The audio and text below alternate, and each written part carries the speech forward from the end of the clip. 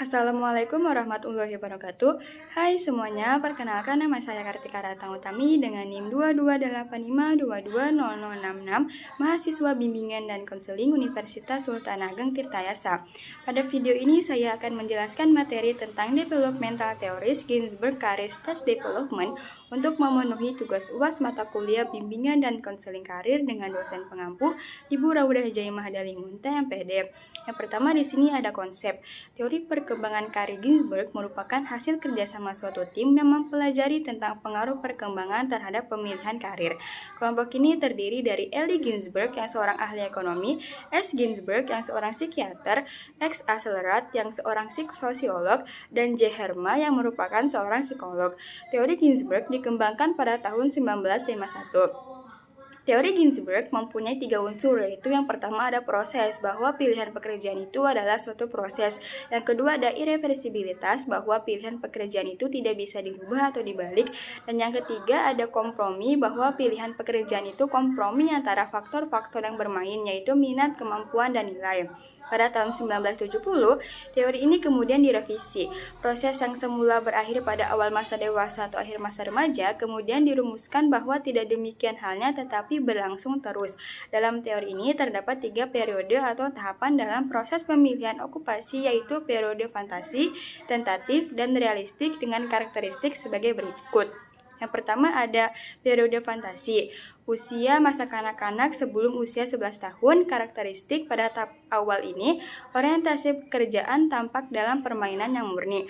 Menjelang akhir tahap ini, permainan menjadi orientasi pekerjaan. Menurut Ginsberg, selama periode fantasi, kegiatan bermain secara bertahap menjadi berorientasi kerja dan merefleksikan preferensi awal untuk jenis aktivitas tertentu. Berbagai peran okupasional tercermin dalam kegiatan bermain yang menghasilkan pertimbangan nilai dalam dunia kerja. Yang kedua ada periode tentatif. Usia awal masa remaja sekitar usia 11 tahun sampai 17 tahun. Karakteristik proses transisi yang ditandai oleh pengenalan secara berangsur-angsur persyaratan kerja, pengenalan terhadap perspektif bakat, minat, kemampuan, kecakapan, imbalan kerja, nilai, dan waktu. Periode tentatif terbagi ke dalam 4 tahap. Yang pertama ada tahap minat, di mana individu membuat keputusan yang lebih definitif tentang suka atau tidak suka.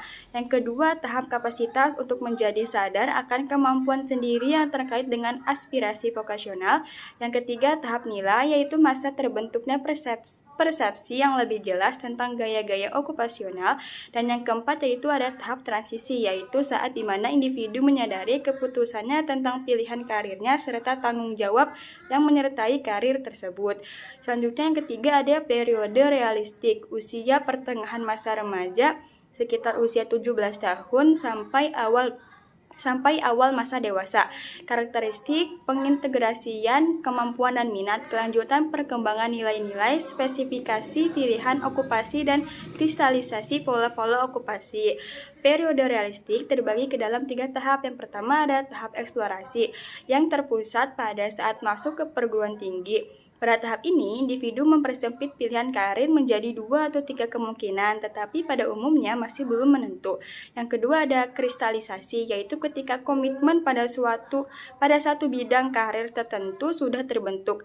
Jika ada perubahan arah, itu disebut pseudo crystallization. Yang ketiga ada tahap spesifikasi, yaitu bila individu sudah memilih suatu pekerjaan atau pelatihan profesi untuk karir tertentu. Nah, selanjutnya di sini ada kelebihan dan kekurangan.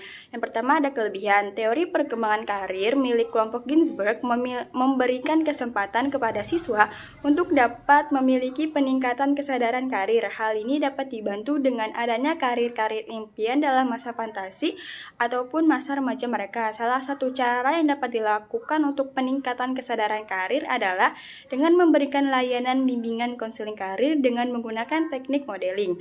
Teori perkembangan karir Ginsberg mengutamakan unsur kompromi antara faktor-faktor yang dapat mempengaruhinya, yaitu faktor minat, kemampuan, dan nilai. Faktor tersebut tergabung menjadi satu dan pada akhirnya memberikan kontribusi pada tiap individu. Ada karir yang mana mereka menjatuhkan pilihannya, akan tetapi teori perkembangan karir Ginsberg juga memiliki kekurangan tersendiri. Kekurangannya pertama adalah teori ini tidak memberikan strategi untuk memfasilitasi perkembangan karir ataupun memiliki penjelasan yang jelas tentang setiap proses perkembangannya. Kedua, teori ini masih dianggap kurang sempurna karena sampel yang dipilih Ginsberg hanya diwakili oleh sampel laki-laki dari keluarga yang berpenghasilan di atas rata-rata, yang dimana ayahnya adalah tenaga profesional dan ibunya berpendidikan tinggi, sehingga dianggap kurang representatif. Nah, selanjutnya di sini ada implikasi teori perkembangan karir Ginsberg dalam bimbingan konseling karir. Di antaranya adalah layanan informasi yang ditengarai dapat membantu siswa dalam mengenal secara seksama arah minat dan kemampuan atau potensi diri sejak masa fantasi hingga dapat direalisasikan di masa yang akan datang. Penyediaan berbagai informasi pekerjaan, jabatan, dan karir, penyediaan papan media bimbingan, dan penyediaan sumber-sumber informasi jabatan, pengenalan terhadap minat dan kapasitas yang dimiliki sejak masa fantasi berlanjut ke masa tentatif hingga realistik sehingga dapat menentukan pemilihan pendidikan yang tepat. Cukup sekian dari saya, terima kasih. Wassalamualaikum warahmatullahi wabarakatuh.